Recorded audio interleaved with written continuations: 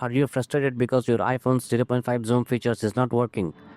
Don't worry, in this quick tutorial I'll guide you through the simple steps to get the ultra-wide camera zoom back in action. Let's dive right in.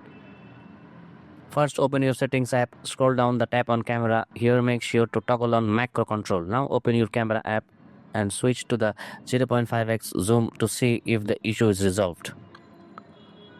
If that did not work, let's try closing the camera app completely. Swipe up from the bottom of your screen to access the app switcher.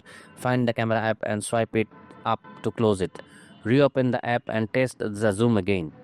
Next, go back to settings, tap on camera and turn off lens correction. This can sometimes interfere with the zoom functionality. It's crucial to keep your device updated. Head back to settings, scroll down to general and select software update. If an update is available, download and install it, then check if your zoom works. If you're still having trouble, let's reset your settings. Go to settings, tap on general, scroll down to transfer or reset iPhone and select reset all settings. Confirm your choice and once done, check if the zoom feature is functioning. Finally, if none of the solutions work, there might be a hardware issue. It might time to reach out the Apple support or visit an Apple store for further assistance.